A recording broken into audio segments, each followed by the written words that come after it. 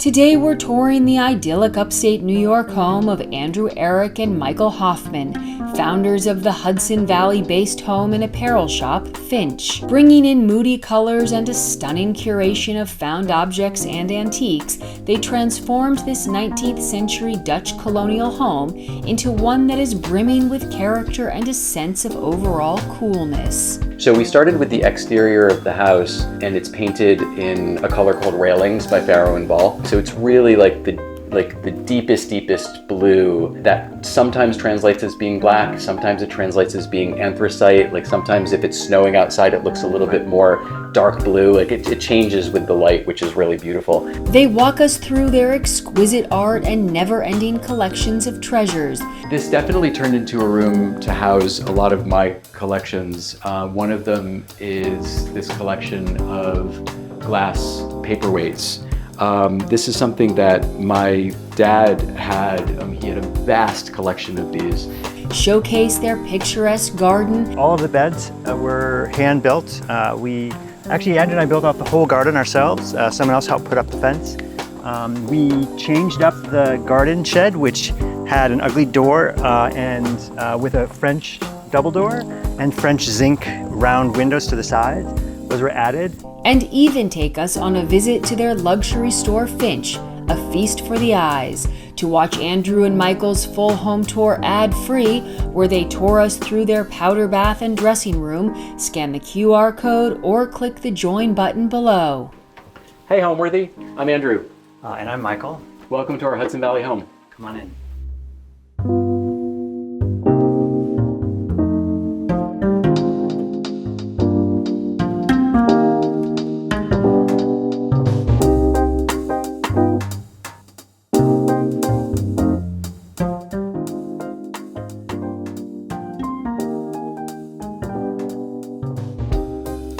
You're watching Homeworthy, where we believe every home has a story. I'm Allison Kenworthy, the founder of Homeworthy, and we take you inside the world's most beautifully decorated homes and introduce you to the brilliant people who live there. Hi Homeworthy, I'm Liz Lang. Welcome to Grey Gardens. Click the join button below to access all of our latest episodes ad-free and watch extended cuts of this and other homes, opening the doors to new rooms and exclusive content featuring our beloved hosts. I can't wait to see them. I'm so excited.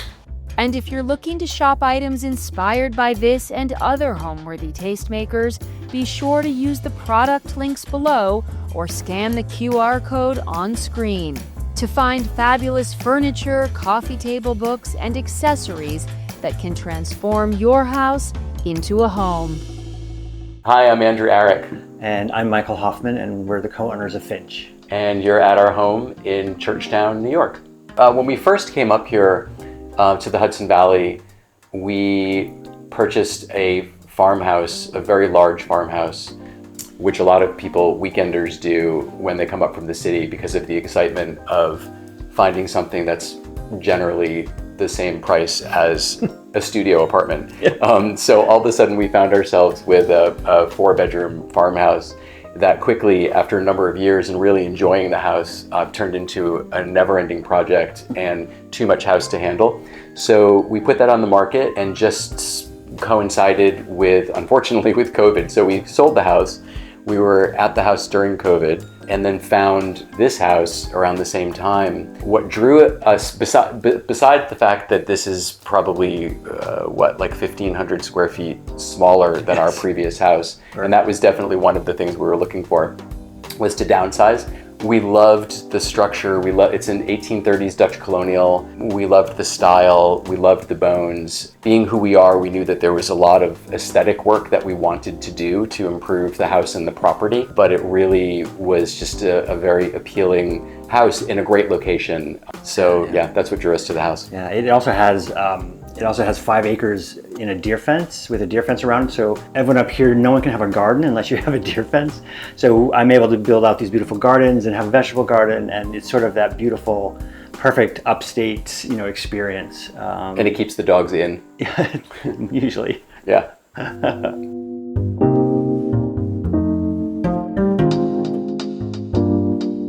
Here we are in the front hallway of the house, and as I had mentioned prior when talking about color inspiration, this is where I brought railings into the interior from the exterior of the house and brought it up the stairs, up the stairwell, and then all of the trim in this room.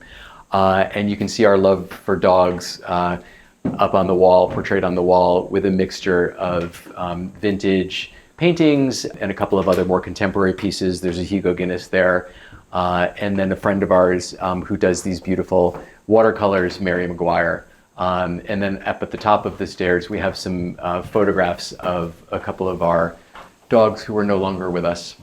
Another thing to note is the runner that we found is a vintage French rag carpet that we had made for the runner, and then you'll see there's a little piece of it that's upstairs as well. So the hallway, so the paint in the hallway is the only place where I actually just did a really clean, pure decorator's white, because there's so much color everywhere else.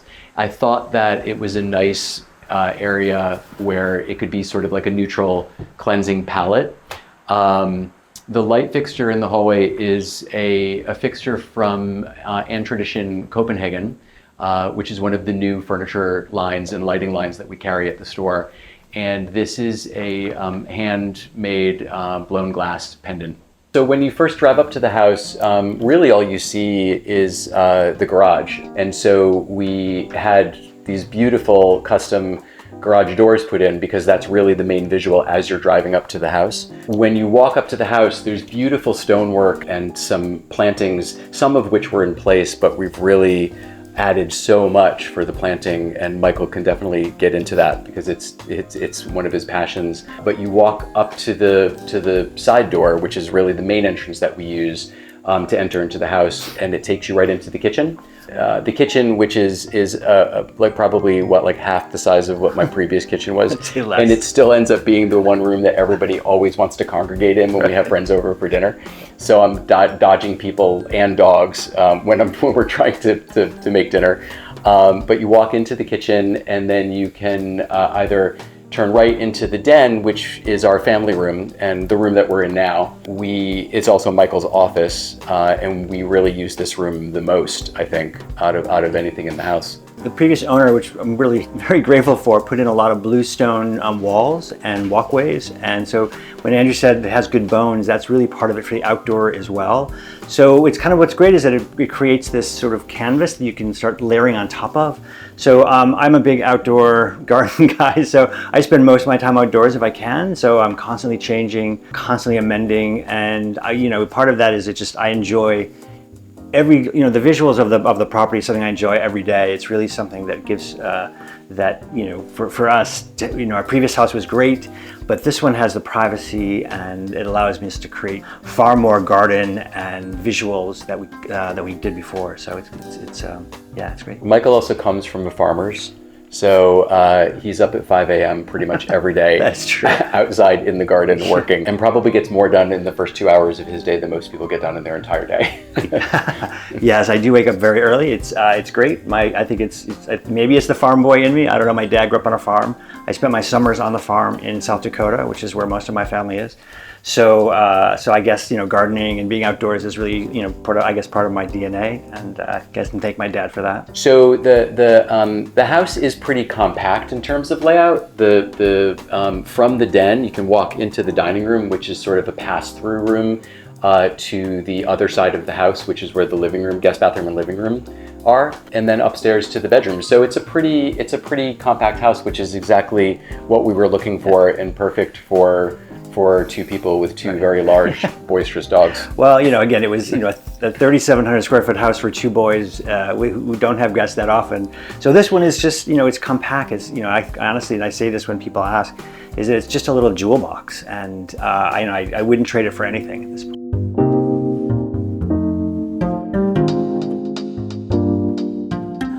So this is the living room. It's a transition space from all parts of the house, really. It is. There's a lot of really cool components to it. Built in, the room really lacked storage, and I actually bought overseas this Czech cabinet. It's probably from the 40s.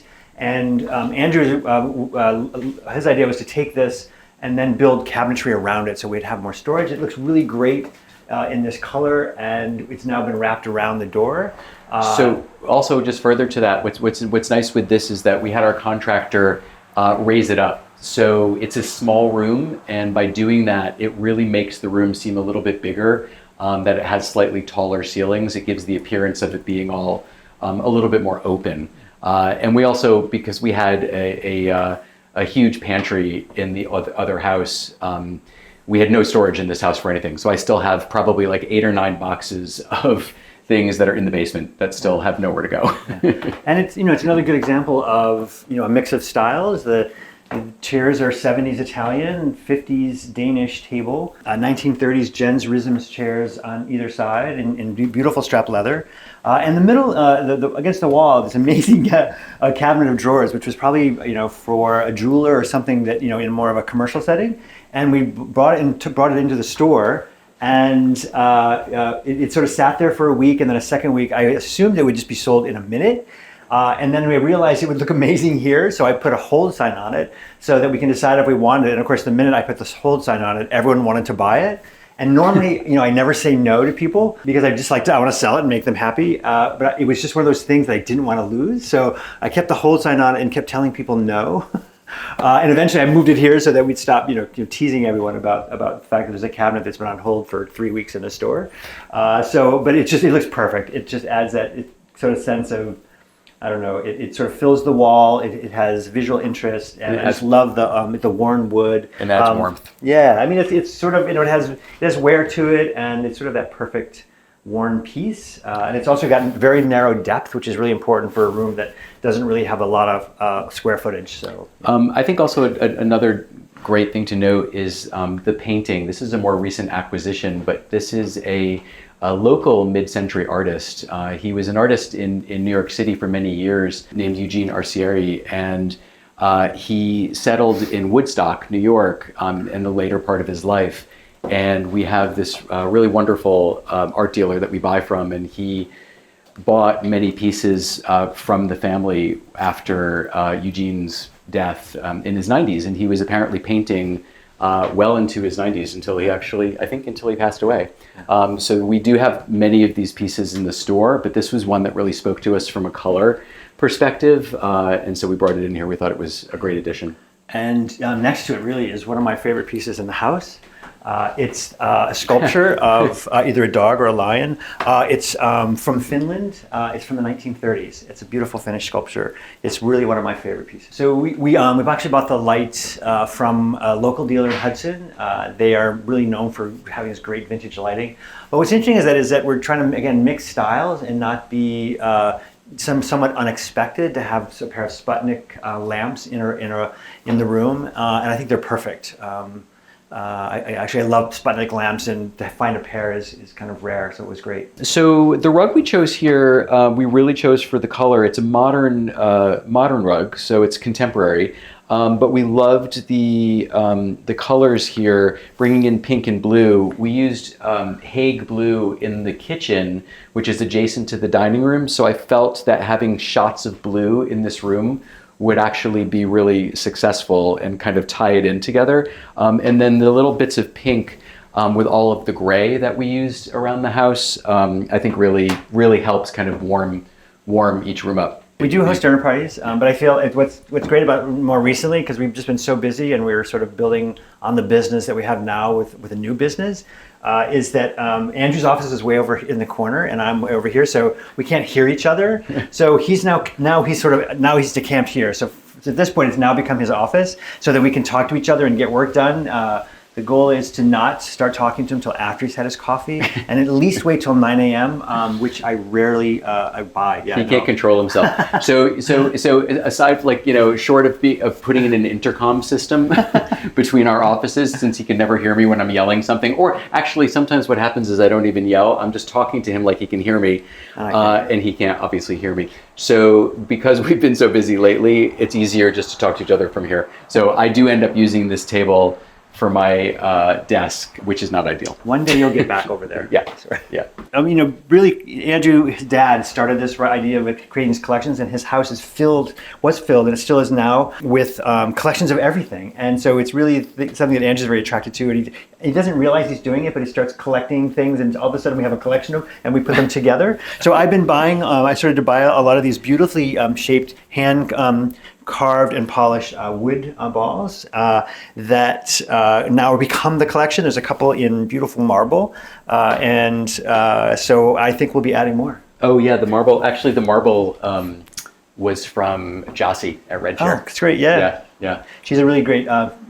store in Hudson. She covers French and Belgian antiques, and it's amazing. So that's the other hard part about going to visit friends, that they all have these amazing things in their stores, and then we always want to buy something when we're in their store. So we do support, a lot of the dealers do support each other in that way, but we have quite a few vintage French glasses in here that are all from Red Chair, from Jossie.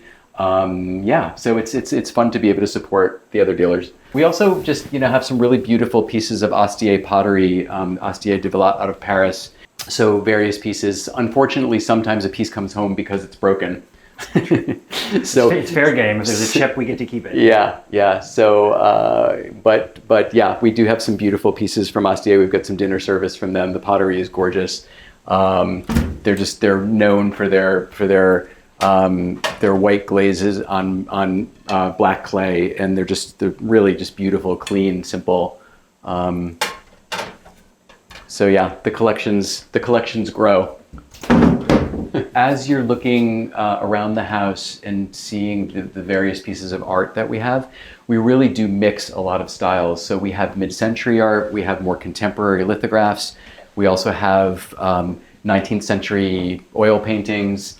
And they all coexist well. When we bought the house, it was yellow, which is not a very nice color. Not our color. Yeah. I was really feeling that I wanted much more saturated color.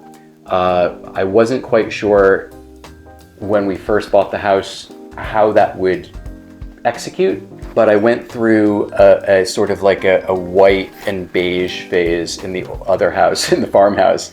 And so really wanted to embrace color here, and whether that was wall color or through artwork or rugs or whatever, that was really my intention. So we started with the exterior of the house, and it's painted in a color called Railings by Farrow and Ball. So it's really like the deepest blue that sometimes translates as being black, sometimes it translates as being anthracite, like sometimes if it's snowing outside it looks a little bit more dark blue, like it changes with the light, which is really beautiful.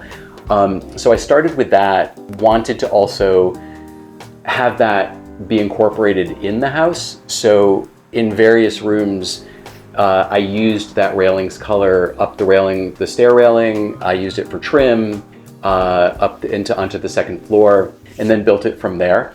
So the rest of the main color that's on the first floor is Mole's Breath. It's a beautiful gray, also from Farrow and Ball, and that was sort of a mistake because I told our painter to get something else. There was another gray that I was fixated on, and I told him to get that, and he ended up coming back with Mole's Breath, and I was freaking out thinking it was a mistake, and then it ended up being all over the house. So what we did was the room that we're in now, I painted the walls in just a flat Mole's Breath, including all of the trim. So the trim and the walls are all the same.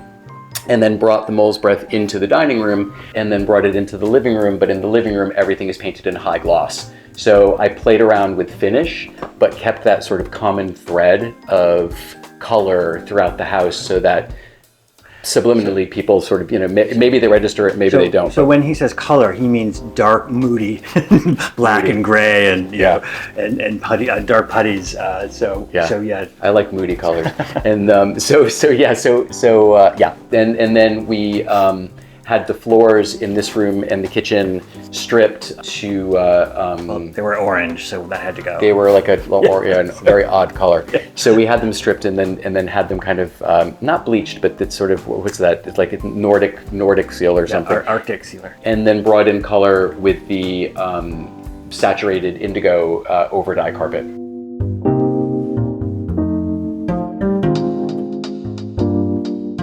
This is the room that we really consider our family room, and we spend the most time in here throughout the day, and definitely at the end of the day. It's also turned into our room where we, in the winter, we light a fire and pour ourselves a whiskey and kind of chat about what's going on at the end of the day, because it's also Michael's office. But we also watch TV in this room. Well, sort of. We don't have a TV. There's no TV. This is our TV. Yeah. It's the only TV allowed in the house. Yeah, which all of our friends can't believe when we say we don't have a TV, but no TV in the house. Right. It just wouldn't work with the visual. So this is probably a 1970s addition to the house. When we bought it, the mantle behind you was like a 70s very simple white thrown on a couple pieces of plywood, essentially. So what's amazing is that it's an 1830s house, and just at the moment that we needed it, after we bought the house, I found at an auction this 1930s mantle. It was full of dirt and grime, and so what we didn't want to do was to get rid of all of the beautiful patina to it, and we didn't want to repaint it, so we took a lot of time and effort to remove as much of the grime as we could to leave this really pale blue original color to it. And so essentially now we have this mantle that essentially could have been there when it was made. It was a very lucky find. It was pretty grimy, wasn't it? Yeah. Yeah. So this is my office essentially, but I get to stare out at the beautiful garden every day. It is, you can see the difference between my desk size versus the one that Andrew has, which is 5 times larger. It has to do, of course, with the size of the room, but I'm very happy with my Well, because I also need the surface for my collections. You need surfaces for your collection, definitely. The other thing about this room, what's great, is that we put in these windows. There was a French door here that wasn't great, that led out to a pretty bad sort of tiered deck that just didn't work. So we tore that off, put in the windows, and created a beautiful sort of private rose garden that you'll see. So I think this is probably one of Andrew's favorite little corners for lots of reasons. One is, again, it's that mix of styles. 50s Italian lamp with a 19th century portrait, his beautiful vintage bar set as a collection, which he always does. And we actually, again, we bought this for the store, this amazing, probably late 1930s, early 1940s Danish cabinet, which is made with a beautiful burl wood and all this structural geometric inlay. And so this became almost the primary piece for the room. It was supposed to. We had it at the store, and it literally, I couldn't let it even sit there for a day. I had to bring it home. Sorry, everybody. I get to keep it, and it's our bar. So this is where. So it became a source for my bourbon. Yeah, for your bourbon. That's what this is for. Yes. Yes. We have very little overhead lighting. Everyone I think after a certain age looks better in 25 to 40 watt bulbs in mood lighting. Actually, the main reason is that the ceiling is so low that you really couldn't put an overhead lighting to it, and everything looks really much better with a vintage table lamp or floor lamp, I think. Yeah, we sort of prefer to have outside of the obvious, like having overhead light in the kitchen, which you need. We prefer lamplight in all of the rooms. So, certainly when we get home, we're going room by room, turning on all the lamps, right? Actually, I turn on all the lamps. You always leave them on. I turn them all off. He turns them all on, and I go around the house turning them all off. It's true. Yeah. I mean, again, it's for us. It's that mix of style. This is a room where we wanted to put some pops of color as well. It's a 1960s Bogue Mogensen, which is probably the most famous of the modernist mid-century designers in Denmark. It's a Danish painting from the 19th century with this chair in the corner. Is from 1930s. It was made in Finland in the 1930s, and we just redid this chair. It is a late 1930s tank chair. It's made in Czechoslovakia, similar to the Alto tank chairs that preceded it, but it's a Czech chair. We put on, what's the fabric? It's a Dadar velvet called Tiger Mountain, and it's definitely. It's such a beautiful fabric and a beautiful chair, and we're really enjoying the fact that it's clean for 5 minutes before it becomes Beatrice's chair. Yeah. So normally it's going to have a towel on it so that Beatrice doesn't get dirt and mud on it. Everything in the room, when no one else is looking, has a towel. or you know, a blanket or something. Yeah, and the other part of the mantle is the screen is from a friend of ours who gave this to us. It's early 19th century, and it just fit perfectly. It's kind of it ended up being perfect. This is the same. So the paint color in this room is mole's breath, which is the same in quite a few of the other parts of the house. And in this room specifically, I kept everything in an eggshell finish. So the walls and all of the trim is in the same finish. And then you'll see throughout the rest of the house where I kind of play around with either using this color on trim or using it on the walls again, using it in high gloss versus using it in flat or eggshell. I like playing around with those types of finishes. And then all of the doors are painted also in a gray, which actually reads as blue. It's called Parma gray. And so the doors are all in high gloss Parma gray. So rug and floor is important in here too. So in this room, because this was more of a recent addition, the previous owners or whoever put this room in tried to do their best to match the color of the floor to the old pine floors. And it ended up looking very sort of cherry red. It just wasn't, the color just did not really work. So we had the floors stripped and the color taken out of them to really create this very sort of Nordic vibe and have them be much more white. So that is in the kitchen and in this room. And then we have a collection of these really beautiful vintage over dye carpets. And this one used to be a little bit more indigo than it is now because it's showing its wear. Because we're walking in and out of here through the back door, it's definitely getting a little bit more worn out. But we have all these vintage overdyes, and they come in all sorts of colors. This one is indigo, and you'll see the one in the living room is actually a much more saturated, darker color because it doesn't really get much traffic on it. So the bear sculpture is from the late 1930s. His name was, it's made in Denmark. He was the head of Royal Copenhagen. He created this amazing line of ceramics that were all heavily glazed. He called it his sung glaze. And it has modeled gold and brown and almost primarily animals. And this was probably one of my favorites. He did a lot of bears. And they get much larger, and he also did really small pieces that sort of lived on into the 50s and 60s that were still produced. But this particular bear is from the 1930s. So when we reconfigured the room and took the French doors out on this side, we reinstalled the back door where it once was. So we put in a Dutch door and created this great little mudroom since we didn't have a mudroom in the house. So we needed a place to sit and put on our boots before going in and out to the garden.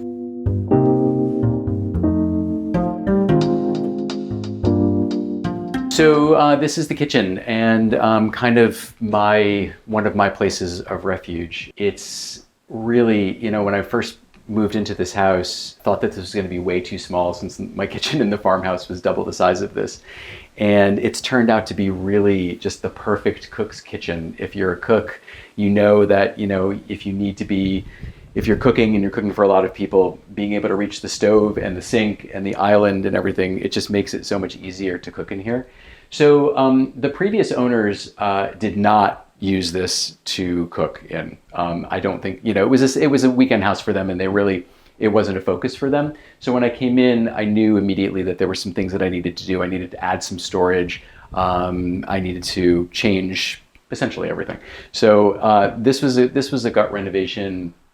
We added cabinets. I took cabinets out that were here and put in this floating shelving, which I thought was a really beautiful way to kind of bring in some warmth through the wood. We redid the countertops and the faucet, and then of course painted everything. The color in here is Faro and Ball Hague blue, and again sort of like continuing with that very sort of moody, saturated color that I was looking for.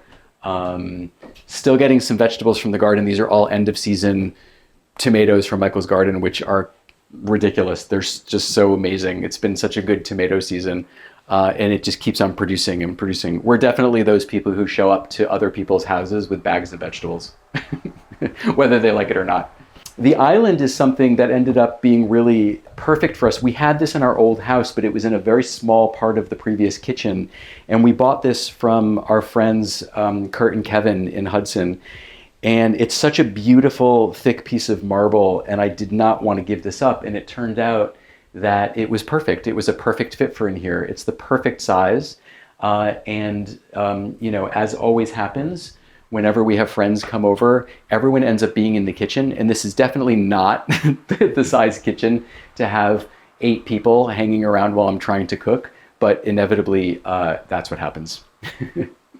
The light fixture above the island is something that we actually bought from another dealer in town who always had amazing architectural salvage. He's unfortunately since passed, but had an amazing space at the antique warehouse.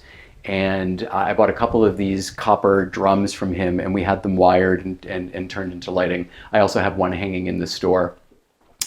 This was all built. Like I mentioned, there was no storage at all and no pantry. So I had all of this built for dry storage for food. And then also around the corner had to create another small thing here for the dogs so that the dogs have a place for their food. The sink was here. I ended up putting in new counters and a new faucet. Yeah. The faucet is Barbara Wilson's out of London.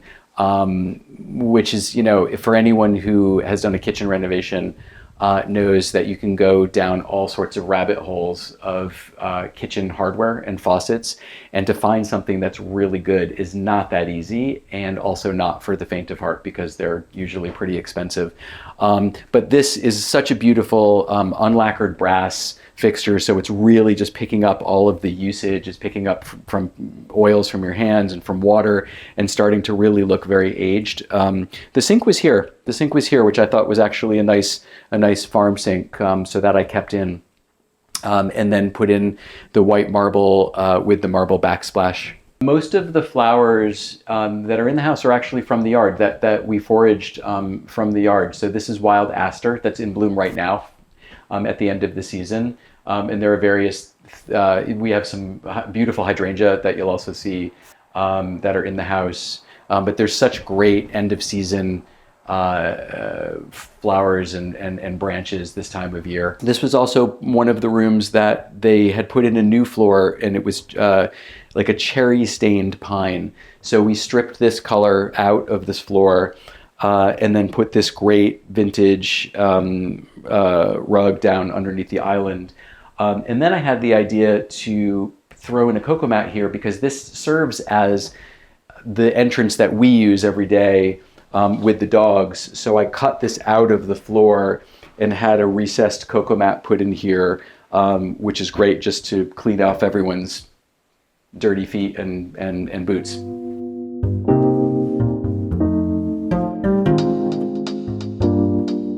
Right off of the kitchen is the screened-in porch, which is one of my favorite rooms. I am really not happy when it gets very buggy outside.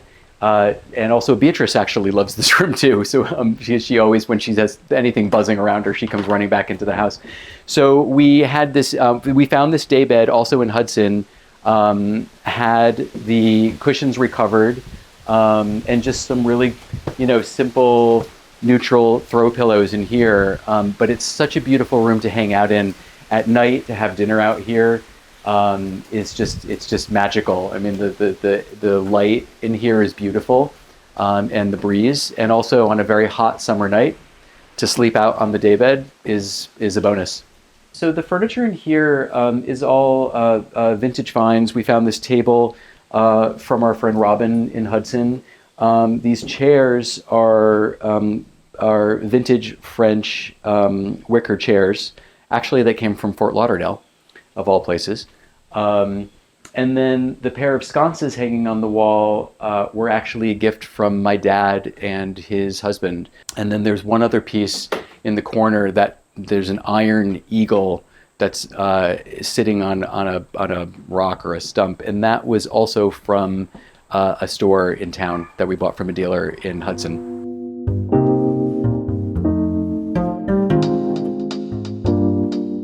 So back in the entry foyer, and off to the left is my office and the living room.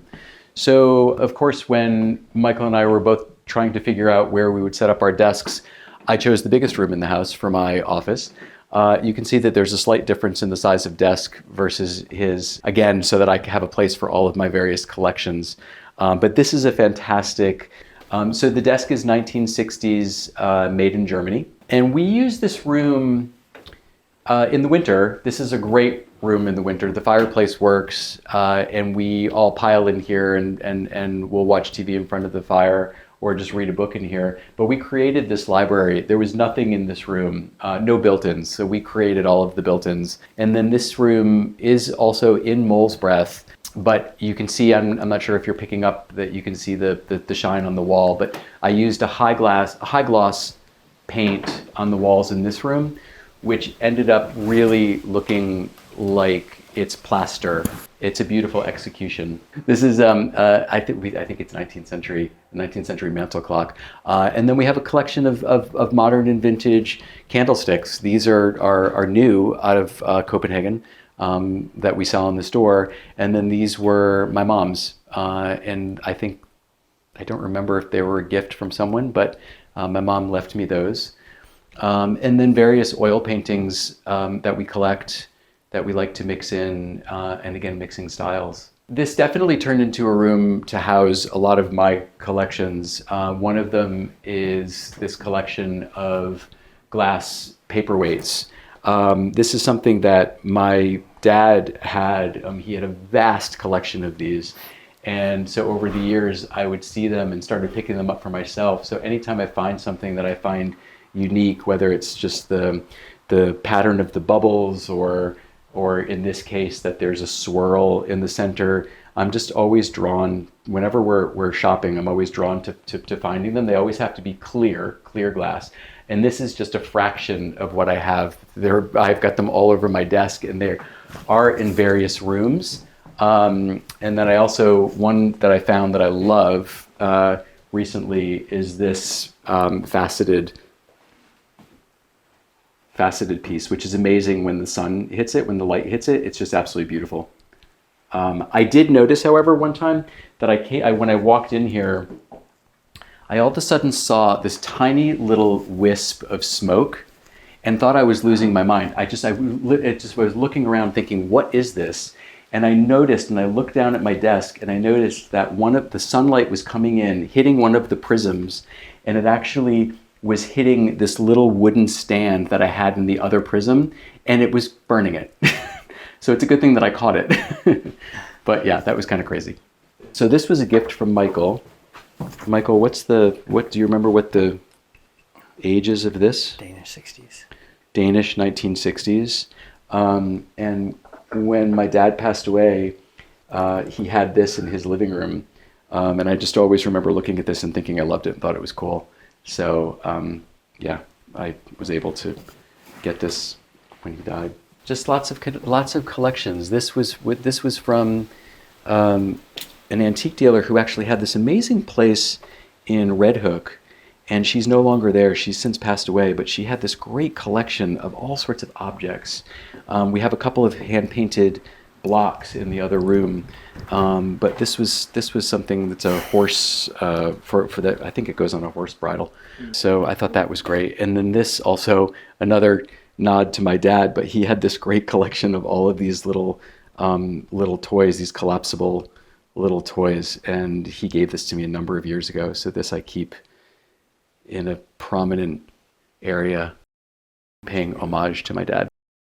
The desk is just, it's again, there's so many different collections of things that I just pick up in various places as I'm traveling. It just, it's kind of random, whatever speaks to me. This was a gift from Michael at one point, this brass bee. This is this very cool little object that we found at Brimfield by another friend of ours, a dealer who's also an artist. His name is Reese, and he gave this to me. But actually, Reese is an artist, and that's one of his paintings on the wall. He does beautiful, beautiful work. He's based in Kansas City and does amazing work. And that was one piece that spoke to us. The colors were perfect for this room and for the house, for the muted color palette that I have everywhere.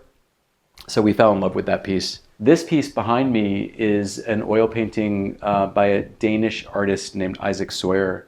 And again, we had this in our previous house and brought this with us because it is one of our favorite pieces of art. I just think that the quality is, it's amazing. I mean, the lines are so beautiful. She's just exquisite. And then another one of my favorite pieces is this great little Jefferson Heyman photograph that's in a vintage frame of course, a glass of bourbon. One of my go-tos. Yeah. I mean, there's so many vintage pieces, and these were also from my dad. Like, there's all sorts of things. What's funny is that with like a little nod to humor is that there's this little thing called a Hoptimist. When Michael and I were just in Copenhagen for 3 days of design, we walked into the department store there, and they had this huge wall filled with all sorts of shapes and sizes of these little guys in different colors. And I thought, oh my God, this is brilliant. So I bought this one there. And then I subsequently have found them, and we carry them in the store. But it's one of those things that you just sort of play around with, and it makes everybody laugh. Kids love it, adults love it. It just makes everyone smile. I group like objects together, and I mix in some other pieces that I think might work with it. Just sort of play around with it. So I also don't take it that seriously, you know. So I don't force it, but I also just try to have it happen organically as I'm placing pieces and stacking books and finding a new object and, you know, finding another cube or something like that, that it just kind of all sort of happens organically.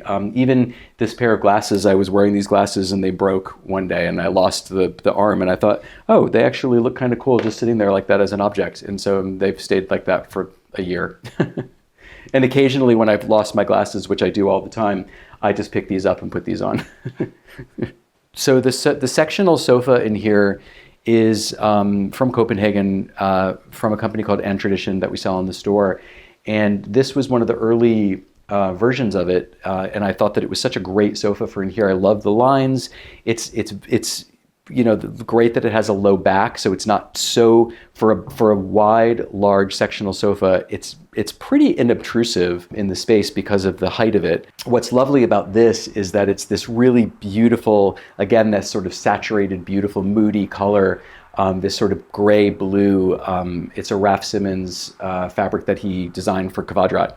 And this is great. The only thing with this sofa is that the dogs, when they're allowed into this room, also love the sofa. So I'm always brushing dog prints off of the seat. The chair here is a 1960s vintage cognac leather chair. And then the chair here is something that we found, also a vintage piece, and we recovered it in a men's suiting fabric. Now in this room, I had referenced the saturated vintage overdye rugs, and in here, this is one of the indigo, sort of gray indigo vintage rugs, which I thought looked beautiful on the original pine wood floors. These are the original floors for the house in this color, and I thought that the gray and the blue here looked gorgeous. And of course, dahlias from Michael's flower garden, which is pretty amazing this time of year. From a decor standpoint, we sort of have, when people come up here, they have an empty house, you know, kind of want to start with the larger things first and then go from there. There really isn't, you know, again, there's so many antique stores in Hudson, and it's you know, take your time. That's kind of been always our advice for people.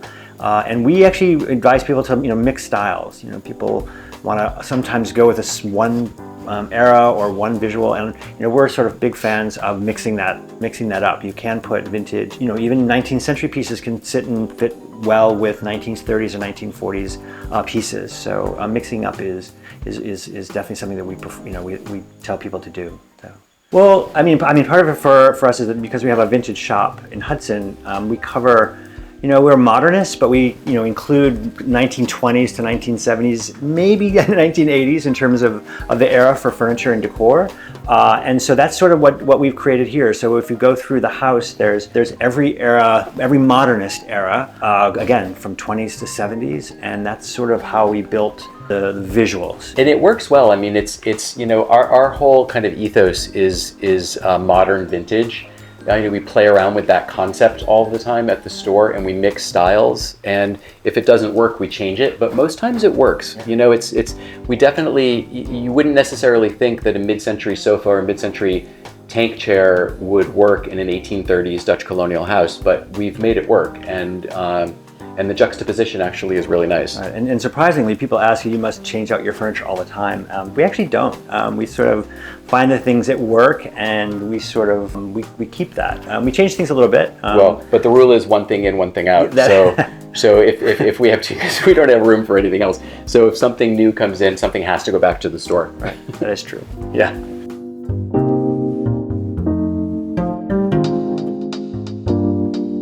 So this is the primary bedroom. We opened this room up during the renovation. There was a very strange little room right here that we think that they used for a kid's room or something. We don't really know. So we took that all out, moved the closets back, and it really just opened up the whole room beautifully with light. So we have this small reading nook, which is great. And then also another one of Jim Oliveira's pieces. This piece actually started off at our loft in the city when we were still living in the city in Brooklyn, and it's moved around from space to space. And it's just, what I love about this, in addition to it being gray, because I have an affinity for gray, is that there's so much depth in there. The gray changes in light, and the variations which look more light gray and anthracite, it's so beautifully done. This is also one of Jim's early pieces. As you walk into the room, we threw in a shag carpet in here to really sort of soften things up. I have a faux shearling Swedish armchair, 1940s Swedish armchair, that actually became Augie's chair. That's his bed. And then our bed, we have a vintage rosewood headboard in the room. And then really one of the key pieces that we're really excited about is that this is a new Finch bench. This is our first branded piece of furniture, Finch branded piece of furniture that we're launching very soon. And it comes in multiple colors and sizes, and this is a Zack and Fox fabric that we used for this. There's also a strapped leather version. So this is something that we're very excited about. So the painting above the bed was actually a recent Brimfield find. It was one of our favorite finds from Brimfield from a couple of seasons ago. And so that came home with us. We had sort of a joke about this too, that it was something, as soon as we put it on Instagram, that someone was going to want to buy it. And immediately I received a DM from someone saying they wanted to buy it. But I knew it would be perfect. I knew that the size was perfect for here, and also knew that the colors would work well. So it stayed. So it came home with us. This is a vintage Swedish bed cover that we also had in our loft in the city. And again, thought it was perfect for in here, and the colors are just great. They work beautifully. We did put the windows in. We added the windows on that wall. There was one window in the center, and we really wanted to maximize the light, but also the enormous trees that are surrounding the house. There are these beautiful 150-year-old trees that are surrounding the house. So we really wanted to be able to see those from every room and gain as much natural light as possible. This is actually one of my favorite design spots in the house. This is an Arnie Norell Safari sofa. It is really one of my favorite design pieces, and we do try to buy them for the store every time we find them. They do them in 3-seaters, lounge chairs, but it was perfect for this small space. And again, I'm into really all this leather strapping, and this is an Italian 60s leather strap bench. It probably would have had a top on it, but I bought them without it, and I think it looks great without having to put any a cushion on top of it. And the wall is, of course, there's an industrial light we got a long time ago. That we actually bought at ABC. We did? Remember? I don't remember. ABC like 25 years ago. I don't remember that. That was 25 years ago. Yeah, right? yeah. And then of course the wall. I mean, you'll find in the house we are attracted to male portraits, so you will find those all around the house. And some of them are photographs. And this is really an eBay find. This one behind the light. It's an 18th century etching, and I found it on eBay, believe it or not. And there is a little Italian piece on the left, and this middle artist is a Hudson artist who passed away some time ago, and a friend of ours had collected most of his pieces and was selling and offered a few of them to us. So the middle piece is a local Hudson artist, and I'm not going to remember the name, but it's such a great, has great style. Yeah. And this also has become Beatrice's bed. So the dogs eventually take over everything. They do. Yeah. So Beatrice sleeps on an Arnie Norell 1960s original leather sofa.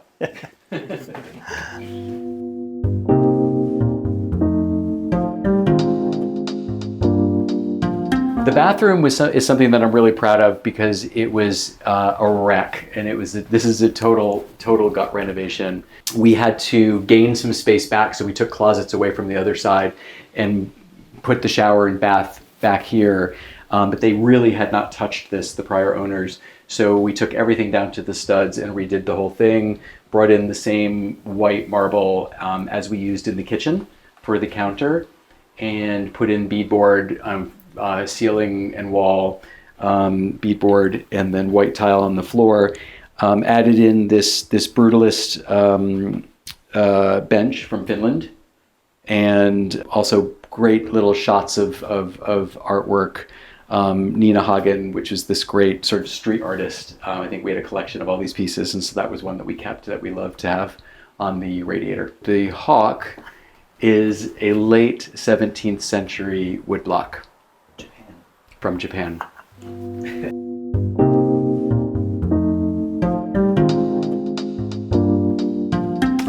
So when we bought the house, the garage had really horrible, cheap garage doors on it. So after painting it the same color of the house, we put in these custom doors. Actually made of mahogany that yes, that allows them to stay, that keep. Yeah, and then put the pergola across the front to have vines growing over it, and we built the pergola over the walk to the back door to visually connect the two structures.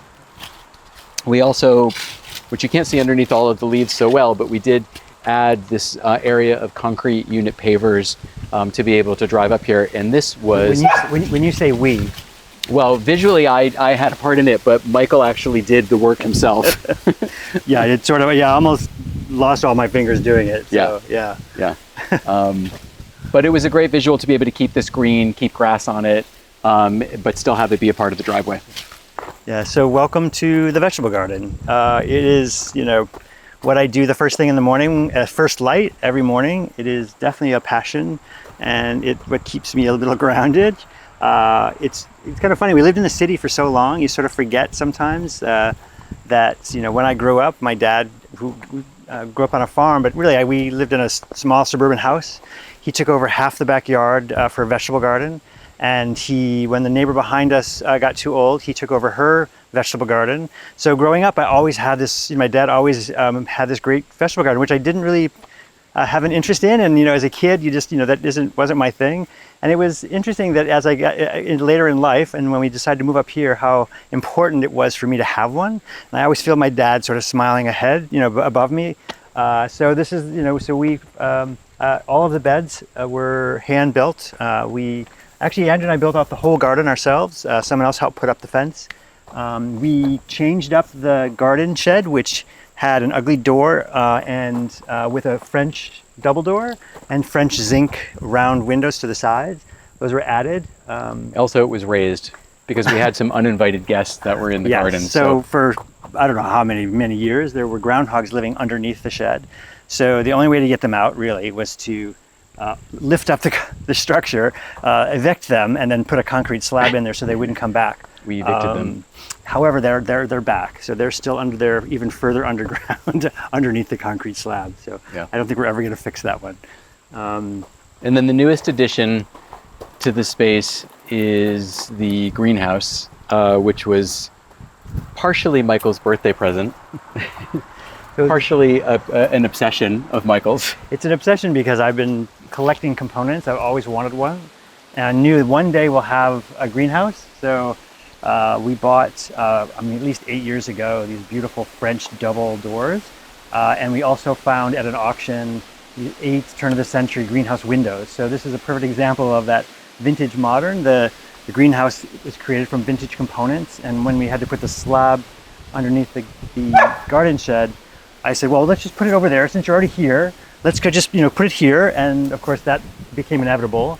We gave it to our contractor friend who took all the components that we had found, and then built the greenhouse around the components that we've had. Literally, I've had them stored in a garage for 5 to 8 years, waiting for that one day we're going to have a greenhouse, and it really turned out so incredibly well. It's going to give us enormous pleasure for many, many years to come. Yeah. So we just started the left. We're just starting now to build the garden on the left. We're starting to build the paved part of it with bluestone pavers, and eventually this will be a whole more of a shade garden. And then we do some potting in here, some early season, early spring seed growing in here. And then I try to have a few other things potted in here. I'd love to have some tropicals in here, but it's not an all year greenhouse. So whatever tropicals I get in here would die unless I moved them into the house. But we have lunches in here, and sometimes we have breakfast. It's just a beautiful spot that, and we have the gardens we're building out behind it. So that's coming next. Still work in progress, but this more work and it'll be perfect. I don't know. What was the inspiration? I mean, ultimately,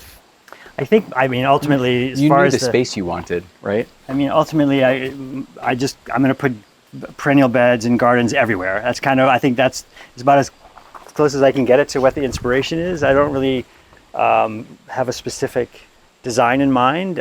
So it's sort of, I start adding more and more beds every year. There'll be another one. The whole side of the house over here is now going to eventually be something. Which I love about doing it this way is that the more beds and perennial gardens that we build, the more weeding I have to do. So yeah. I think also that you're always sort of we're both drawn to these sort of romantic English gardens. We always reference these books that we have and gardens and in all sorts of, in definitely more temperate climates in the UK. And love how they sort of look effortless, and they're obviously not effortless, but they appear to be effortless and have beautiful wildflowers and just this kind of free form, but also mixed in. He started to create some topiary, so that's in our future to have a couple of areas of topiary garden. Yeah. But we both are drawn to that very sort of like loose, like this idea of this vine that just happened while we were away for a week, and all of a sudden we came back and had this Jack and the Beanstalk thing happening along here with squash on it. It's a squash plant that I didn't realize how big it was going to get, and then we just let it grow. But we both sort of like that sort of like very natural, not forced look to plantings, to keep it more us. Neither one of us really likes to have a formal garden. The most formal garden I think that we have is probably our rose garden, that we'll show you. Right. This is the rose garden, and this is really the most informal, formal spaces that we've created. So when I mentioned before that there was a French door that was on this wall that came out to this tiered deck, which was really just executed poorly. So we tore that off, changed the entrance back to the back entrance. This bluestone patio was actually here, but we opened up the center and the two sides for plantings. We planted everything around here. We planted all of the roses back here. And it's just turned into this really beautiful little area to sit and have coffee and sometimes breakfast in the morning on a beautiful morning. And it's all coming in very nicely. We did this about 3 or 4 years ago now, and everything's coming in beautifully. The roses are out of control. They need to be trained a little bit over the trellis, but they're sort of gorgeous in that they're just draping down and falling down. And again, it kind of plays into that sort of like formal informality that we both really enjoy. And the roses this time of year have been just beautiful. And Augie enjoys it back here too, right? Yeah, so I actually have a finance background. I had worked as an analyst for some investment banks, and it wasn't really, that wasn't the place I really wanted to be. So I did sort of end my career before coming up here as a CFO for a marketing firm. So I sort of got a little bit more of that creative part in my daily experience. So there really wasn't anything in my background that would have sort of placed me into what I now do and what I do for Finch. I am the primary vintage buyer, so I'm inspired by artists and creators and eras. So for some reason, my career doesn't have anything to do with what I'm now doing, which is I get to spend my life shopping, which is really not a bad gig at all. Except that you do run the business side of things. So right. So for Finch, that's I run the business side too, operations and logistics, and so I'm the vintage buyer. Andrew sort of does everything else. Yeah. So we started the business, started conceptualizing the business about 13 years ago, but the store has been open now for 12 years. And I have a luxury fashion background, worked mostly in wholesale sales for the majority of my 25-year fashion career. It almost killed me. Towards probably the last 8 years or so of my career, I started to veer off into all sorts of other things. I went to school for landscape architecture, so I've always had a design background, and when I was growing up, my dad's partner was an interior designer, so I was always surrounded by that creativity when I was growing up. There was, I think at one point, about 13 or so years ago, where we were both kind of trying to think how we could, like a lot of people do who are weekenders upstate, how can they turn that into a full-time thing? And not everyone's lucky enough to be able to, or have the job to be able to do that, where they can leave and be in a totally different area. So we're fortunate in that regard that we were able to create the business and both transition out of our jobs. Although, that being said, pretty early on to being up here, after the first couple of years, we realized that one of us had to go back to work for health benefits and 401k. We weren't prepared to be poor. Yeah. Leaving 2 full-time jobs for now not having any paid jobs. So I did double duty for a number of years, where I was back and forth to the city every week, and Michael was up here full-time managing the store, and then I would be in the store on the weekends doing all the visuals, running through like a mad person, trying to get all that done, and then go back to work on Monday morning. So what's your primary role at the store? So my primary role at the store is I guess I'm the chief merchant. So what I was saying for the end of my sales career is that I did get into merchandising, product merchandising. I was building stores, and it was a much more creative role that I had. And so having both has really helped me in kind of achieving what we achieve in the store from a merchandising perspective. I traveled the world and had been in so many amazing experiential retail stores in all parts of the world, and I just always came back here thinking this does not exist in Hudson, and it could easily exist in Hudson, and so that's what we created. So it's kind of crazy about upstate New York, and it's technically still a small town, is that there's probably 45 antique stores on one long street in Hudson. So it's a great destination, and it's a little unexpected. It's also grown considerably since we've been coming. We've been coming here for 20 some years. We've been together for 29 years now. Yeah. So we've been coming up to Hudson for a long time, just for the day trips, and it was always that town. Like we remember talking to all of the dealers, when we were just visiting and shopping before we came up here full time. And they was like, well, one day, Hudson's going to make it. Everyone had this sense that it's going to one day happen, and it kind of never really changed. And what's interesting is that it started to change before COVID, and then COVID ramped it up, post-COVID anyway.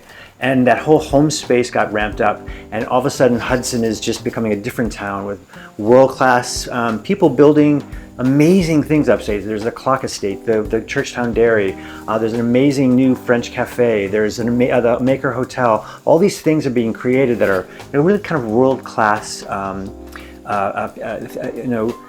they're just world-class places that didn't exist before, and no one in the past ever would have thought would exist in this little town in Hudson. So it's kind of amazing what's now happening. Yeah. Our shop is mostly a European design shop. We get most of our furniture overseas. We have a collection point outside of Copenhagen and a collection point in the Netherlands. So we cover all of the Scandinavian countries and all of the rest of Europe. We get a container in the shop every 5 or 6 weeks. So it's kind of, it's a constant stream of new pieces. We just got a container in yesterday, so I mean, I'm getting a little too old for this. It's getting harder and harder for me to do this. We definitely need some younger people to help us unload the containers. For sure. So it's a constant change in the store, which is really kind of refreshing. I spend my life shopping, so we did just get in, like Andrew mentioned. We got in a chair by Finch. He designed this, the grasshopper chair back in 1938. I think it was 38, and it was never produced. It was really kind of ahead of its time. It is the most beautiful, just the lines and the way the joinery works. It's one of my most favorite chairs of all time, for sure. So we just got one in. They're being made again today by the House of Finch, but this is so you don't see them very often. It is if you get an opportunity to see it one day, that they are. It's got this beautiful red leather, and it's also the most expensive chair I ever bought, but I think it's worth it. It's beautiful. Yeah.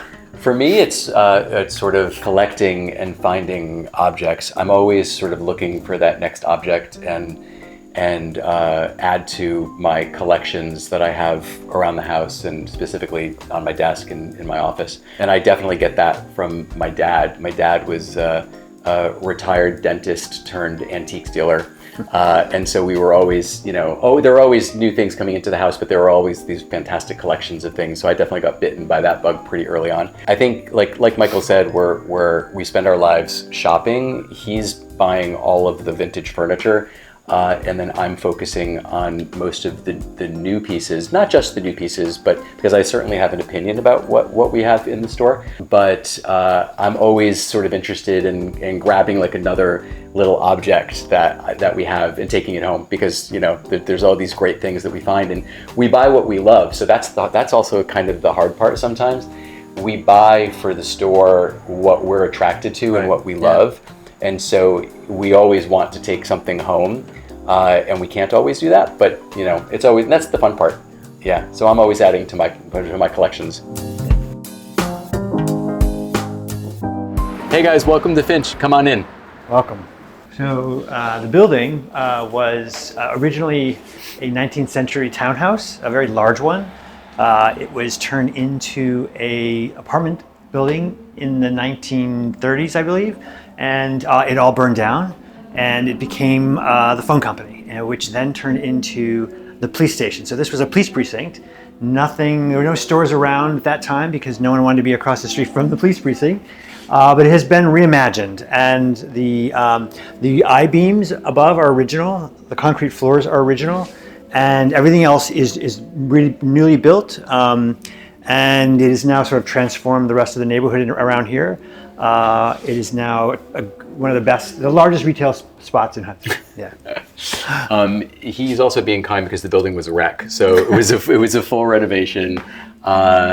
Everything from the facade on up down to the studs, and so it was about a year-long renovation, and once we occupied the space for the first year, we built the second floor, and we added the square footage on the second floor when we added women's apparel and our design studio upstairs. Yeah.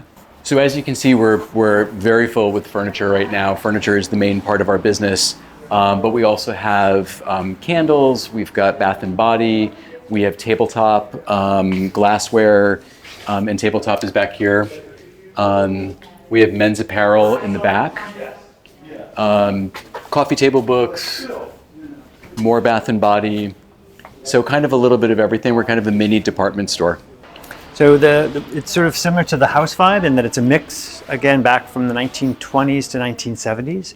Right now there is, I shouldn't have just arrived, they're waiting to get on the floor.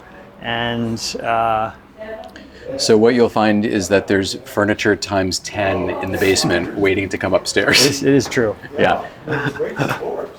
So when we started the process of building the brand, we always set out to create a lifestyle store and experience. So with that, we started adding categories over the years. So we've been in business now for over 12 years. We started off much smaller, in a much smaller space up the street on Warren Street.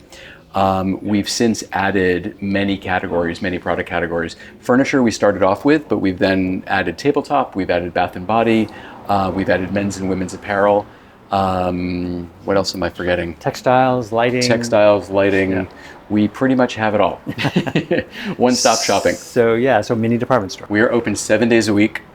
We're only closed on Christmas Day, New Year's Day, and Thanksgiving Day. We essentially never close. We never close.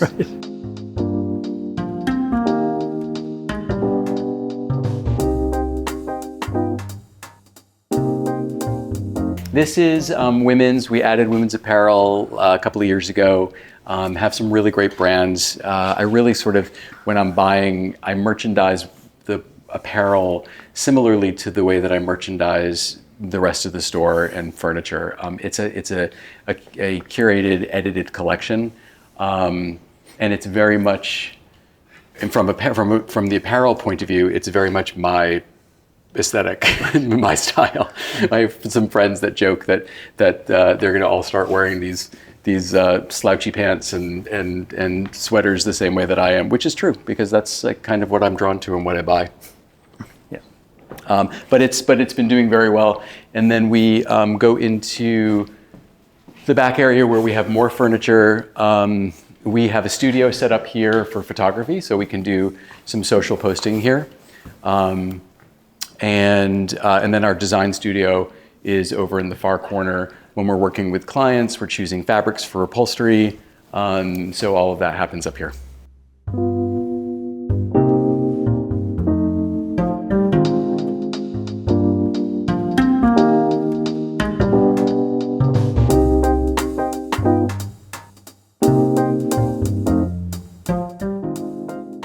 What I really love about this home is the magic that I feel like we've created. It's our refuge after being so busy in the store every day and coming home and just having it be us with the dogs, whether we're gardening or we're mowing the lawn or we're, just making dinner. It's a place of refuge for me, and it's just, there's not a day that I don't feel when I'm driving up to the house and coming home and closing the gate behind me that I just kind of look around and think, oh God, I can't believe that we created this, that I just think it's so beautiful and a place where I want to be. Yeah. I mean, I think that because it's a small house, I feel that it has this sort of, it's comforting, right? So it's not this big house where you don't use rooms. Every room we use, every part of the house is something that we enjoy.